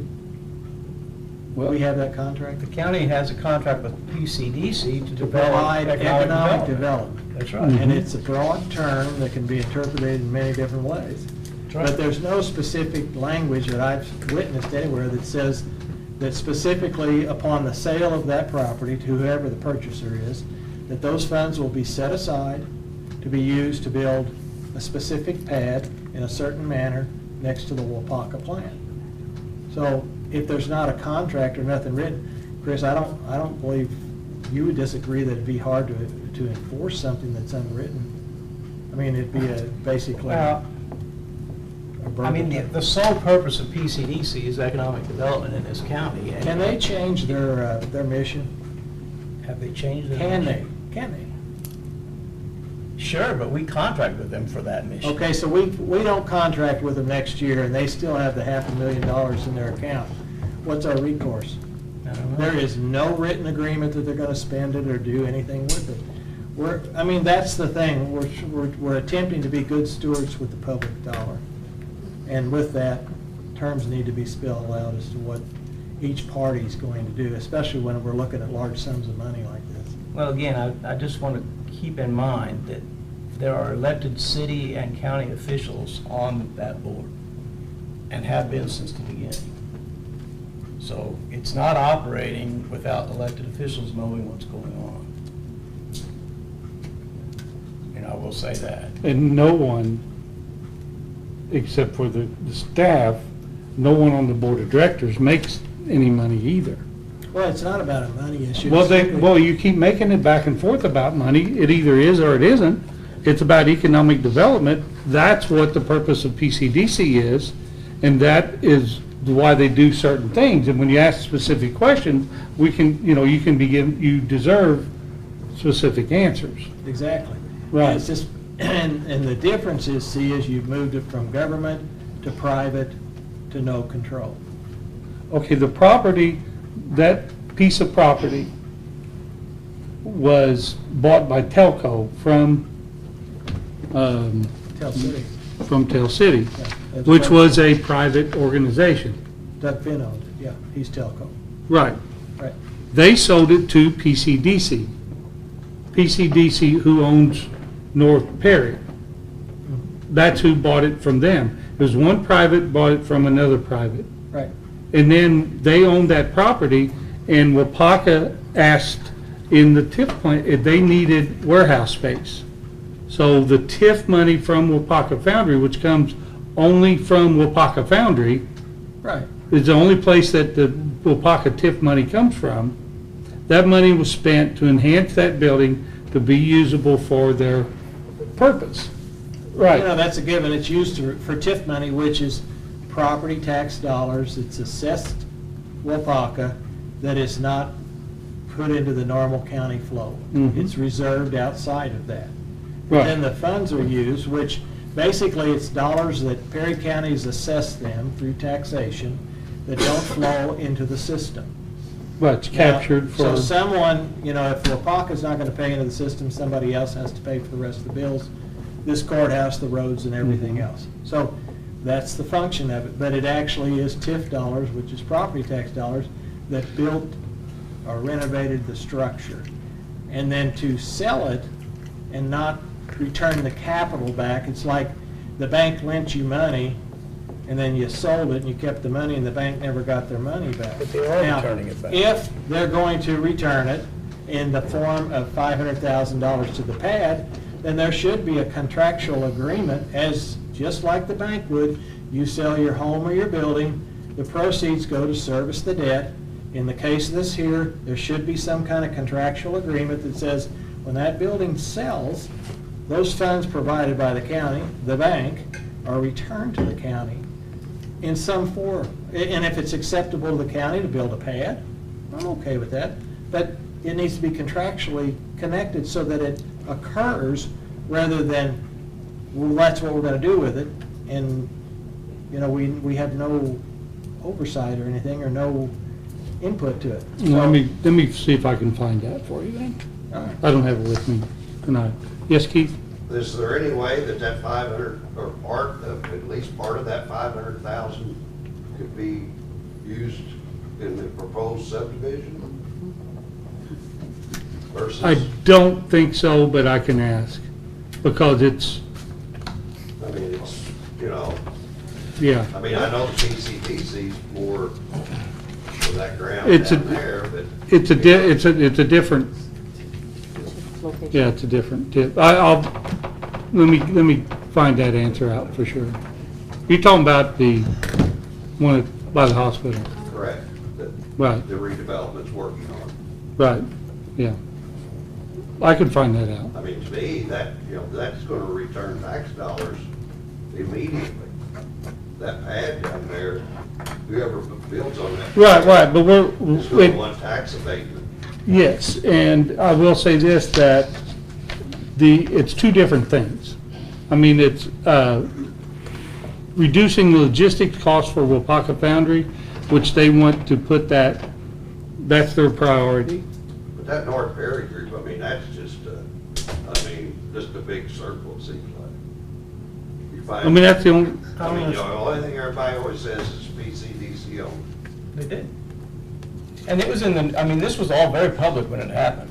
There's a dozen articles on it in the paper. It was all done in public hearings. There was no secret when this was done. Well, I mean, I'm not accusing anybody of anything. It sounds like you are a little bit, I mean. It wasn't under the table is what I'm saying. It was all very upfront. But it took a long time for, I mean, I question, I mean, saying I come to these meetings, but if you ask around town who the North Perry, who is the LLC, you know, rarely do you get the PCDC as your answer.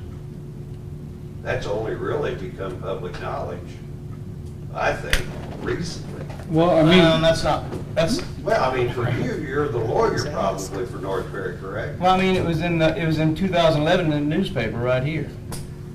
right, that's, Former Tennessee Cherokee County property on 7th Street has been bought by Perry County Development Corporation subsidiary, Northern Perry County LLC. mhm. So, you know. You are the attorney for that LLC. I'm attorney for PCDC. Which is the same group. Yes. I mean, I'm not arguing that not everybody knows what it is. I get that. But it's it not has been It's kept not been a secret. secret. It has been in the I mean, paper I and all think that. that the saga continues, that PCDC is this big, you know, everything they want is kept in private, and for them to, I think they need to be a lot more transparent. I don't disagree with that, Keith, and I I've mean, been we're on paying it, them a lot of money right. for, you know, and Randy Cole, Mm-hmm. drag Randy Cleveland. Randy Cole got run through the coals at the last meeting I think it was the last meeting at the annex, when he questioned, that might have been, was you on the council then, Randy? He was a I can't councilman. remember anymore, yeah. I think he was a councilman. That's okay, I'm a big boy. I know, but you had some, road rage. But that's, like you said, that's okay. That's okay, part of the job. Yeah, and, yeah, like I said, it define public knowledge, I mean, it's what people pay attention to. And when it comes, it may not seem like you ever heard of it until you look for it. You know, I didn't know anything about it. I mean, until I got in office and I got on the PCDC and I asked, what the heck is this? What's this? And You know? But you considered yourself fairly knowledgeable before you got in office. Right, but then I found out, you know, when Donnie Agent was commissioner, he's the one that helped with this process of developing North Perry, and had to do with that gas station. And once that was over with, then it just sat there as an LLC.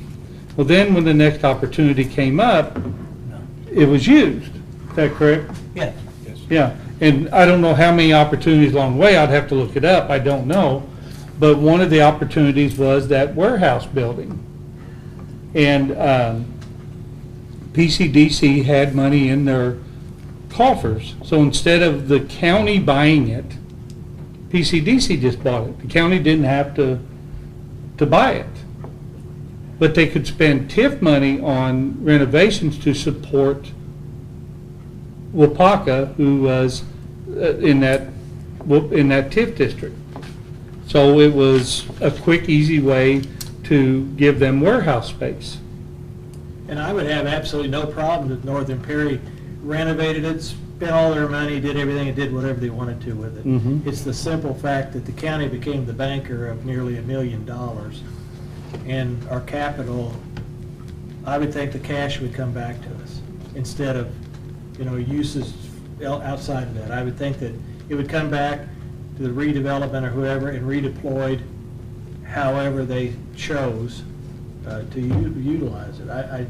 Well, are you saying then but it was bought by a private LLC to simplify things, and then when that private LLC is selling it, then that proceeds are going to economic development, which is what the Wapaka Foundry people have asked for, is to help reduce their logistic cost. But in essence, then, the county's taken out of that loop.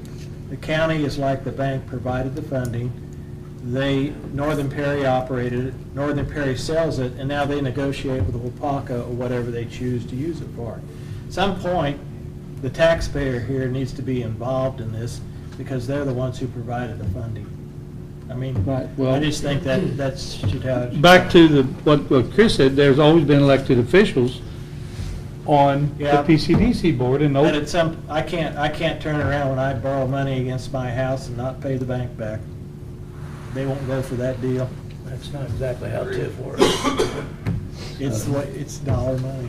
It's not a fair analogy. Well, yeah, you got the solution to this. The point that it's Wapaka's tax money being rolled around in a circle. Yeah, that's what What's TIF really is about. happening here? Right, but the rate is significantly higher than if there was not a TIF district. And I'm not sure what that rate is, but it is several times higher. Yeah. But the money, that 500,000, that money was spent on that warehouse. Right. Maybe that 500,000 isn't there anymore. Has that building been used?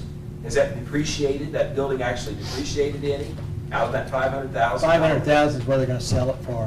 Oh, that's what they're selling it for. We put $1 million in Oh, you it. put $1 million in it. The warehouse space was provided, and that was the economic And it was. benefit. It has been used. Right, and that's what the TIF money was spent on, was to provide the logistics for the industry within the TIF district. When Wapaka came in, the agreement as an enticement was to form a TIF district. That was, instead of an abatement process, it was a TIF district. I can see that money going back in that circle and still being used Until for the, Wapaka. That's the plan. yeah, that's what the, That's what's happening. yeah. See, but the idea behind TIF districts is really, really clear, because what happens is, I'm gonna use them as an example. We had to provide them a site for a plant. So it cost us, I think, $11-12 million, whatever the number is, and I may be wrong on that. But it was developed, the site was to be TIFed. In other words, any kind of property tax that they would normally pay would be used to pay off the bonds that developed the site. During that period of time, me, you, everybody else that lives in this community is paying for all the services. If they need to utilize the ambulance service, the fire department, the roads, anything else, because not that Wapaka's not paying their taxes, they are, but the tax dollars are not coming through to subsidize government, courts, and all this. But the payoff comes to us is when, after this period of time and all this infrastructure is paid for, that money starts to flow back into the county government. Now all of a sudden we have an influx of a huge amount of dollars, and everybody's property tax rate goes lower. So it's kind of like your house. You buy a house, you pay your payments, then that day comes that it's paid off, and you go, wow, now it's mine, I don't have to write the bank a check anymore, and I'm doing okay. And that's how TIF districts were set up to function. We have a tendency. Remember too, the TIF, it's only improvements. So a piece of property, when it's TIF, that's the amount of property tax that's being paid at that time still goes to the county. It's just everything above that, that's created by the improvements made on that property. Plus, keep in mind, every employee from Perry County hired by Wapaka pays an income tax to the county as well. So I don't know how many of the 1,000 people that work there are Perry County residents, but everybody that they hire that's a Perry County resident pays an income tax here too. So they are losing, Randy's right, our property tax level is higher than it would otherwise be. And that will drop when the TIF district goes away in a few years. I can't remember exactly. A few years, yeah. But the property tax, the income tax will still continue on to the county. And that's where the county makes their money, is off the income tax. You can build 1,000 new homes, it's just gonna lower everybody else's taxes. Yeah, you won't get any more You won't tax get any more dollars out of money. that, your tax rate will go down. Yeah. That's right. It's the people We're the who max have levy. benefit. And then when people decide, do I want to locate in Spencer County or Perry County, and if we can provide them a low-cost alternative, we're hoping they'll move here. Oh, Because when they do, absolutely. when they do move here, every child that goes to a school system, you pick up about $6,500. So people, families, they buy food, services, it's critical to us. That's one of the reasons Keith brought up this little subdivision. They're trying to get affordable housing back in so we can get some warm bodies moving into the community to keep us, solid.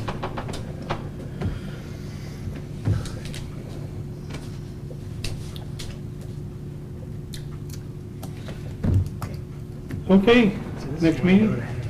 Next meeting is June 21st at 9 a.m. I actually had it down, I could have told you. When is it? I'm sorry. Okay. June 21st, 9 And there's some a.m. things happening that I can't speak of. What's that? There were some good things happening with the population. I mean,